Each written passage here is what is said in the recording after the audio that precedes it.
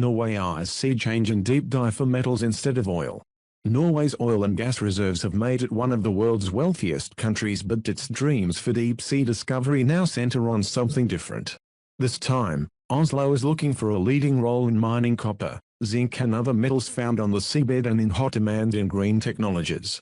Norway could license companies for deep-sea mining as early as 2023, its oil and energy ministry told Reuters, potentially placing it among the first countries to harvest seabed metals for electric vehicle batteries, wind turbines and solar farms.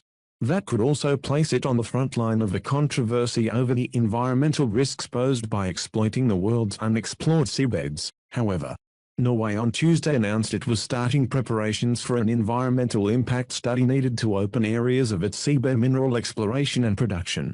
The move follows 3 years of expeditions on which Norway has found deep-sea deposits containing copper, zinc, cobalt, gold and silver, according to the Norwegian Petroleum Directorate, which conducted the work.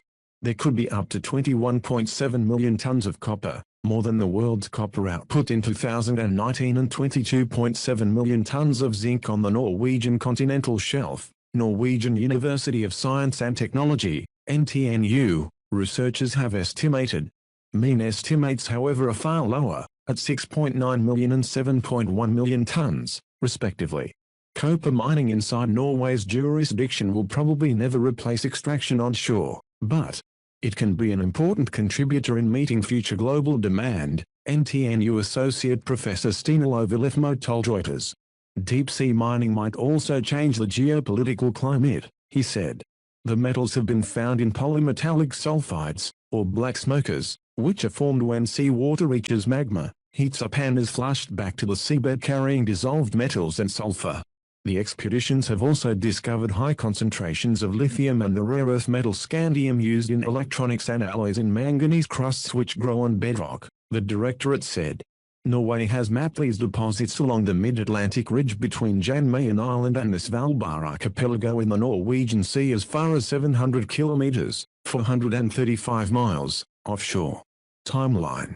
Once completed, the government plans public consultations on its environmental impact assessment and on a proposal for opening areas for exploration and production by the end of 2022, followed by debate and a vote in Parliament in the second quarter of 2023.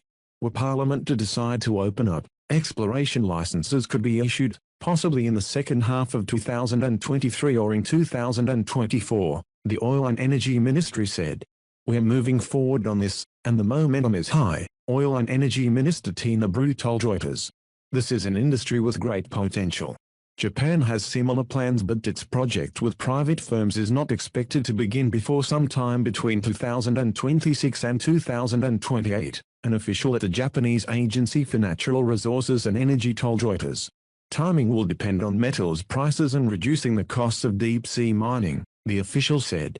The United Nations International Seabed Authority, ISA, which regulates seabed mineral activities in international waters, has approved 30 contracts for exploration, with China holding the most with 5. The Jamaica-based ISA was forced to postpone plans to approve rules governing the production of deep-sea minerals to 2021 from last year due to the COVID-19 pandemic. Norway, however, doesn't have to wait as its resources are not in international waters. Environmental concerns. Though demand for the metals on offer is being driven by clean technologies, exploration of the seabed presents environmental challenges of its own. Environmentalists including Britain's David Attenborough have called for a moratorium on deep seabed mining until more is known about species living on the seabed and the potential impact on them. Greenpeace in a recent report called for a permanent ban. Greater knowledge of the environmental impacts, as well as the ability to mitigate these to acceptable levels, is required before we can be confident that engaging in industrial-scale deep seabed mining would bring a global net benefit, said an expert report published last month commissioned by the Ocean Panel. The Ocean Panel is co-chaired by Norway and groups 14 coastal states that seek to shape policy on the world's oceans. We are not saying a complete and final no to seabed mining, but we know that it can have very substantial impact on the seabed habitat, more than oil and gas extraction, said Peter Horgan, a professor at the University of Bergen and one of the report's co-authors.